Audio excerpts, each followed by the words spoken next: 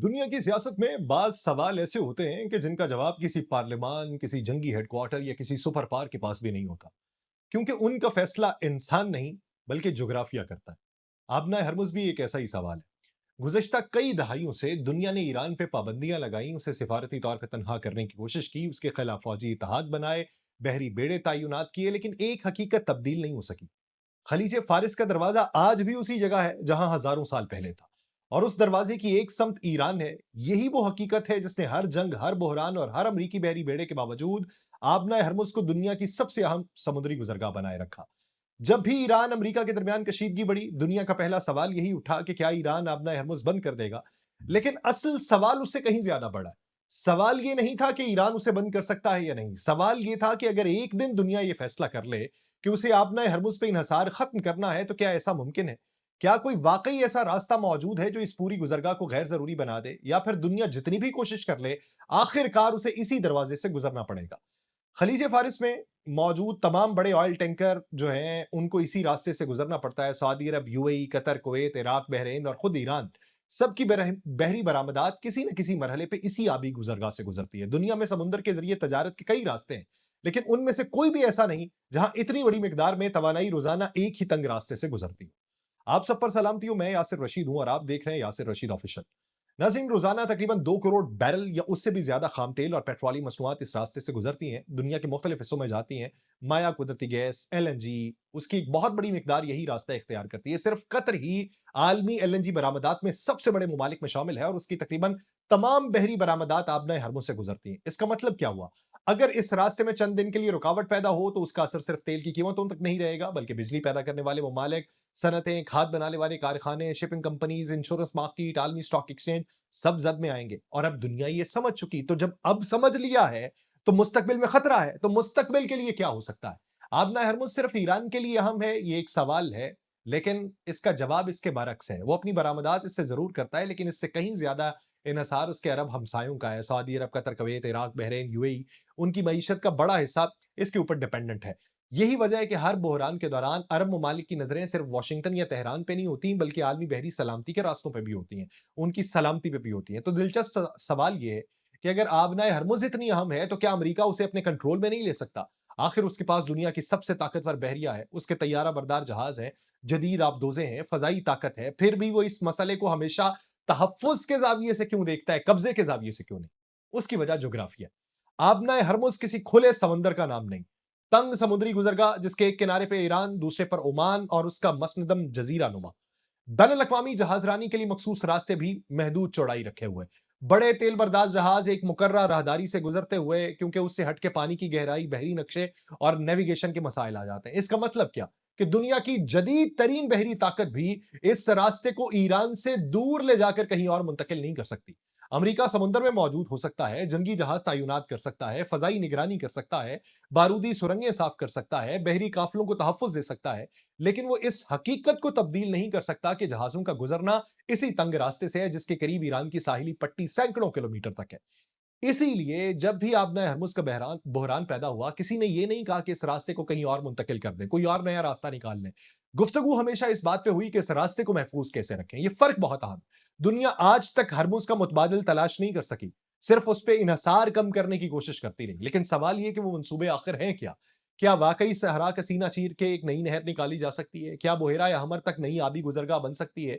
क्या हज़ारों किलोमीटर तवील पाइपलाइनें समुद्री रास्तों की जगह ले सकती हैं? और अगर ये सब मुमकिन भी हो जाए, तो क्या उसके बाद आबनाए हरमुज़ अपनी अहमियत खो देगी, या फिर दुनिया एक बार फिर उसी नतीजे पे पहुंचेगी कि बाज़ रास्ते इंसान नहीं, सिर्फ कुदरत बनाती है?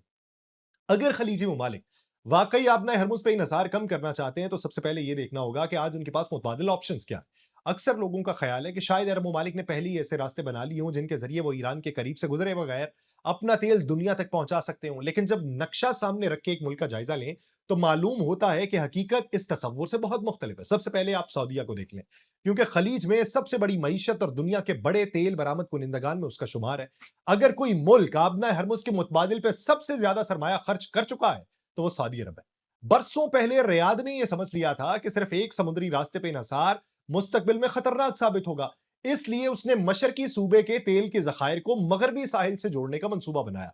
यही वो मंसूबा है जिसे आज ईस्ट वेस्ट पाइपलाइन या पेट्रो लाइन कहा जाता है। ये पाइपलाइन खलीज फारिस के करीब वाक़ तेल के मैदानों से खाम तेल को तकरीबन 1200 किलोमीटर दूर बुहेरा हमर के साहिल पे वाक़ यंबा बंदरगाह पहुंचाती है।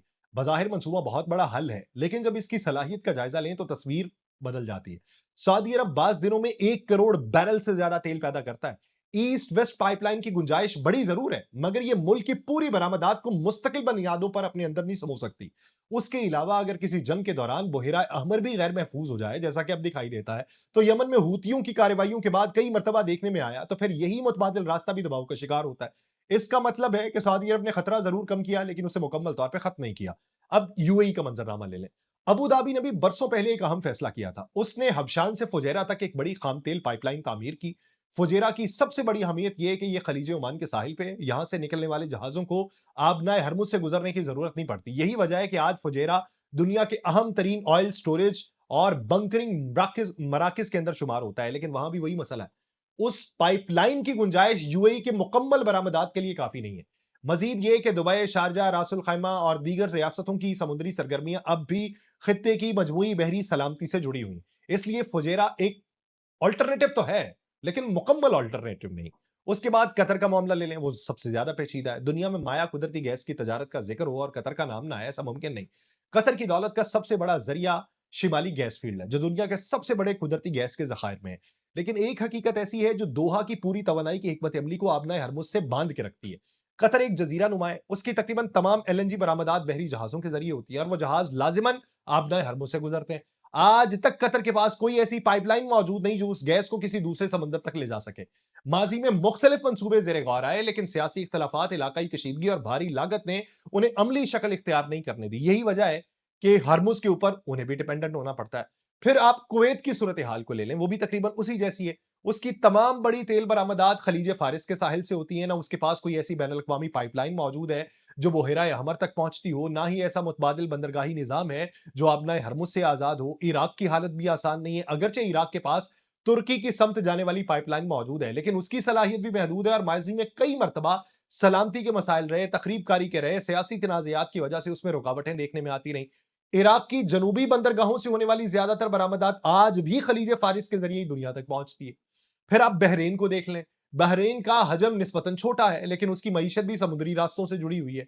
फिर आप ओमान को देख लें। ओमान वाहिद ऐसा मुल्क है जो किसी हद तक मुख्तलिफ पोजीशन रखता है, क्योंकि उसकी साहिली पट्टी बराह रास्त बहिरा अरब तक जाती है। यही वजह है कि ओमान को अक्सर मुस्तकबिल के मुतबादिल तजारती मराकज में शुमार किया जाता है। लेकिन ओमान खुद कोई बड़ा तेल बरामद कुनिंदा नहीं है कि वो पूरे खलीज का बोझ अपने ऊपर ले सके। उसकी बंदरगाहें अहम हैं, मगर इतनी वसी नहीं कि अगर कल पूरा खलीजी तेल उनकी तरफ मुंतकिल हो जाए तो वे इस दबाव को आसानी से बर्दाश्त कर लें। तो ये तमाम हकायक एक ही नतीजे की तरफ ले जाते हैं। अरब ममालिक ने अरबों डॉलर खर्च करके मुतबादिल रास्ते जरूर बनाए, लेकिन उनमें से कोई भी ऐसा नहीं जो आबनाए हरमुज की जगह ले सके। हर मंसूबा सिर्फ खतरा कम करता है, डिपेंडेंसी खत्म नहीं करता। यही वजह है कि जब भी खत्ते में कशीदगी बढ़ी, आलमी मंडी सिर्फ ईरान की फौजी सरगर्मियों को नहीं देख रही थी, बल्कि सऊदी पाइपलाइन, फुजेरा, बोहरा अहमर, बाबुल मंदब और यमन की सूरत हाल को भी उसी तस्वीर का रुख समझती थी। तो अब इस मरहले के ऊपर सवाल एक ये है कि अगर मौजूदा पाइपलाइंस काफी नहीं, अगर मौजूदा बंदरगाहें पूरा बोझ नहीं उठा सकती, तो क्या अरब ममालिक एक ऐसा मंसूबा बना सकते हैं जो तारीख का सबसे बड़ा इंजीनियरिंग मंसूबा हो? क्या वाकई सहरा को काट के एक नई नहर निकाली जा सकती है? क्या खलीज फारिस को बराह रास्त बुहेरा अरब या बुहेरा अहमर से जोड़ने का कोई ऐसा रास्ता है जो आबनाए हरमुज को पसे पुश डाल दे? तो ये वो सवाल है जिस पर आने वाले बरसों में खरबों डॉलर और खित्ते की पूरी जोग्राफियाई सियासत घूमेगी। सवाल ये बनता है कि दुनिया एक ऐसा नया समुद्री रास्ता बना सकती है जो आबनाए हरमुज को मुकम्मल तौर पर गैर मौसर कर दे। ये सवाल आज से पहले कई बार उठा, कई तहकीकी इदारों ने इस पर मुताले किए, बाज हुकूमतों ने खामोशी से इब्तदाई जायजे लिए, लेकिन हर मरतबा नतीजा एक ही निकला। नक्शे पर लकीर खींचना आसान है, जमीन पर समंदर बनाना आसान नहीं है। अगर कोई शख्स नक्शा सामने रखे तो उसे सबसे पहले ओमान का जनूबी साहिल और खलीज फारिस के दरमियान मौजूद वसी सहरा दिखाई देता है। बज़ाहिर ख्याल आता है कि अगर यहां एक नहर खोदें तो जहाज सीधे बोहेरा अरब तक पहुंचेंगे और फिर आबनाई की जरूरत नहीं। लेकिन हकीकत यह है कि उस पूरे रास्ते में सख्त पथरीले पहाड़ हैं, सैकड़ों मीटर बुलंद चट्टाने हैं, गैर हमवार जमीन है, ऐसे जुग्राफियाई रुकावटें हैं जिन्हें काटना सिर्फ एक इंजीनियरिंग मंसूबा नहीं बल्कि कई दहाइयों पर मुहित एक आलमी मुहिम होगी। उसके लिए अरबों नहीं खरबों डॉलर चाहिए होंगे। उस दौरान माहौलियात, जेर जमीन पानी, आबादियां, मादनी जखायर, सरहदी तनाज़ात, ये एक अलग मसला होंगे। फिर एक दूसरा ख्याल आता है कि क्या सऊदी अरब अपने मशरकी साहिल से बहराए हमर तक कोई ऐसी मसनूई आबी गुजरगाह बना सकता है जिसमें तेल बरदार जहाज बराह रास्त चल सके। ये ख्याल भी कई मरतबा सामने आया, लेकिन जब उसका अमली जायजा लिया तो मालूम हुआ कि नहर और पाइपलाइन में जमीन आसमान का फर्क है। पाइपलाइन सिर्फ तेल मुंतकिल करती है, नहर के लिए इतनी गहराई, चौड़ाई और मुस्तकिल पानी दरकार है कि 3 से 4 लाख टन वजनी वीएलसीसी जहाज भी आसानी से गुजर सके। उसका मतलब क्या है? हजारों किलोमीटर लंबी खुदाई, लाखों अफराद की नकल मकानी, ऐसा मंसूबा जिस पर कई नस्लें काम करेंगे और कई उजड़ जाएं। बाज माहिरीन ने एक और इम्कान पे गौर किया, वो ये कि इराक, सऊदी अरब और उर्दन के रास्ते बहेरा रोम तक तवानाई की नई पाइपलाइन बिछाई जाए या राहदारी बनाए। उसमें खाम तेल पाइपलाइनों के जरिए मुंतकिल हो, वहां से बहरी जहाजों पर जाए, मुख्तलिफ दुनिया के हिस्सों में भेजा जाए। उस ख्याल में कुछ अमली पहलू हैं, लेकिन उसके सामने भी सियासी रुकावटें हैं। एक ऐसी राहदारी जिसमें कई ममालिक शरीक हों, उसकी सलामती हो, सबकी मुश्तरका जिम्मेदारी हो, उनमें से कोई एक भी सियासी बहरान या जंग का शिकार हो तो पूरी सप्लाई चेन उधड़ के रह जाए।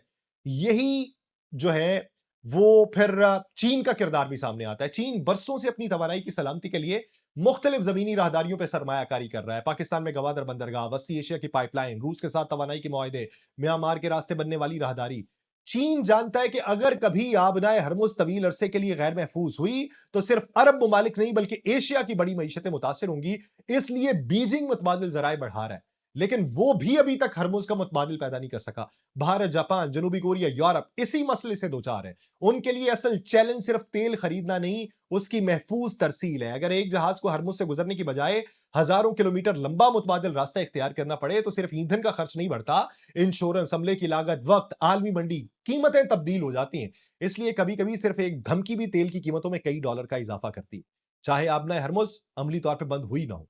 ये सब कुछ एक अहम हकीकत की तरफ इशारा करता है कि दुनिया दरअसल हरमुज का मुतबादिल तलाश नहीं कर रही, बल्कि हरमुज पर इन्हसार कम करने की कोशिश कर रही है। ये दोनों बातें एक जैसी नहीं है। इन्हसार कम किया जा सकता है, जोग्राफिया नहीं बदला जा सकता। ईरान के शिमाल में खलीज फारिस, जनूब में आबनाए हरमुज, उसके बाद बहेरा ओमान, ये कुदरती रास्ता हजारों बरस से मौजूद है और यही उसकी असल ताकत है। इसलिए जब अमेरिका आबनाए हरमुज की आजादी की बात करे, जब अरब ममालिक मुतबादिल मंसूबों पर सरमाया लगाएं, जब चीन नई राहदारियों की बात करे, जब आलमी बहरी अफवाज इस इलाके में मुस्तकिल मौजूद रहे, तो सब दरअसल एक ही हकीकत का इतराफ कर रहे हैं कि दुनिया अभी तक उस मकाम को कोई मुतबादिल तरीका ईजाद नहीं कर सकी जो इसको निगलेक्ट कर दे। तो सवाल यह है कि अगर जुग्राफिया तब्दील नहीं हो सकता तो क्या मुस्तकिल में टेक्नोलॉजी उसकी अहमियत को कम कर सकती है? क्या एआई, खुदकार बहरी जहाज, जेर समंदर तवानाई की पाइपलाइन या नई तवानाई के जराए एक दिन आबनाए हरमुज की वो हैसियत खत्म कर देंगे जो आज है? या फिर 21वीं सदी के आखिर तक दुनिया इसी तंग आबी गुजरगाह के रहमो करम पे होगी? ये वो सवाल है जहां अस्करी तजिया खत्म होता है और मुस्तकबिल की आलमी मईशत का नक्शा शुरू होता है। गुज़श्ता 50 सालों में दुनिया ने दर्जनों मरतबा ऐलान किया कि तेल की अहमियत कम होने वाली है, मुतबादिल तवानाई आ जाएगी, बरकी गाड़ियां पेट्रोल की जगह ले लेंगी, हाइड्रोजन नई मईशत की बुनियाद बनेगी। लेकिन हर मरतबा जब खलीज में कशीदगी बढ़ी तो दुनिया की सबसे बड़ी स्टॉक मार्केट ने यह साबित किया कि हकीकत अब भी मुख्तलिफ है। एक धमाका आबना हरमुज के करीब हो तो उसका असर टोक्यो, शंघाई, लंदन, न्यूयॉर्क और मुंबई के मार्केट्स तक जाता है। उसका मतलब यह है कि मसला सिर्फ तेल नहीं, एतमाद है। आलमी तजारत एतमाद पे चलती है और अगर जहाजों को यह यकीन ना रहे कि वो महफूज तरीके से मंजिल तक पहुंचेंगे तो पूरी सप्लाई लाइन, सप्लाई चेन उधड़ जाएगी। इसीलिए आज अमेरिका सिर्फ बहरी जहाजों की हिफाजत करने की बात नहीं कर रहा, बल्कि एक ऐसे तजारती निजाम के दिफा करने की बात कर रहा है जो दूसरी आलमी जंग के बाद वजूद में आया था।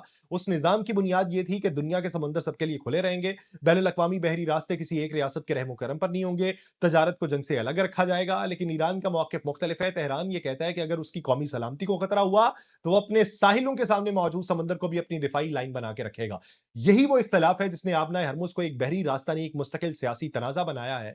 अगर कल अरब ममालिक अपनी तमाम पाइपलाइन मुकम्मल कर लें, नई बंदरगाहें बना लें, बुहेरा हमर तक मजीद राहदारियों का जाल बिछा लें, तो क्या उसके बाद हरमुज गैर अहम होगा? जवाब नफी है। वजह यह है कि आबना हरमुज सिर्फ सऊदी अरब या यूएई की बरामदात का रास्ता नहीं, ईरान, इराक की बड़ी मिकदार, कुवैत की तकरीबन पूरी बहरी बरामद, कतर की माया कुदरती गैस, ईरान की तजारत, बहरीन की बहरी नकलो हरकत, खत्ते में मौजूद दर्जनों फौजी अड्डों की रसद इसी रास्ते से।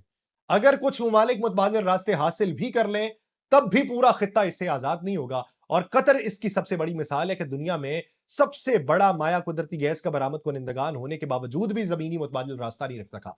गैस को माया बनाकर जहाजों में मुंतकिल किया जाता है और वो जहाज आबनाए से गुजरने। तो अब फिर अरब दुनिया आबनाए हरमुज पे इन्हसार कैसे कम करेगी? जवाब नफी में। अब अगर सवाल पैदा कर लें कि इसकी जगह कोई और मंसूबा मौजूद हो जो इस आबी गुजरगाह की अहमियत को मुकम्मल तौर पे खत्म कर दे, तो उसका मुख्तसर जवाब भी नहीं है। उसकी वजूहात बहुत ज्यादा हैं। सबसे पहले ज्योग्राफिया अगर आप समझें, दुनिया में बहुत सी समुद्री गुजरगाहें ऐसी हैं जिनके मुतबादिल मौजूद हैं। मिसाल के तौर पे अगर नहर सुएज बंद हो जाए तो जहाज अफ्रीका के जनूबी सिरे केप ऑफ गुड होप से घूम के जा सकते हैं, अगरचे उसमें वक्त और अखराजात बढ़ जाते हैं। इसी तरह पैनामा कैनाल के भी कुछ मुतबादिल समुद्री रास्ते हैं, लेकिन आबनाए हरमुज का मुतबादिल कोई नहीं है। ये किसी मसनूई नहर की तरह नहीं जिसके मुतबादिल में दूसरी नहर खोद दें। ये पूरे खलीज फारिस का वाहिद कुदरती समुद्री दरवाजा है, और खलीज के अंदर तमाम बंदरगाहें, चाहे वो सऊदी अरब के मशरकी साहिल पे हो, कुवैत में हो, बहरीन में हो, कतर में हो, इराक में हो, यूएई के खलीजी साहिल पे हो, सबको खुले समुंदर तक पहुंचने के लिए इसी दरवाजे से गुजरना है। अब वो दरवाजे पे ईरान डंडा लिए बैठा है। अब देखिए कि ईरान को किस तरीके से हटा सकते हैं और किस तरीके से इसको महफूज बना सकते हैं। मुझे दीजिए इजाजत। अल्लाह निगहबान।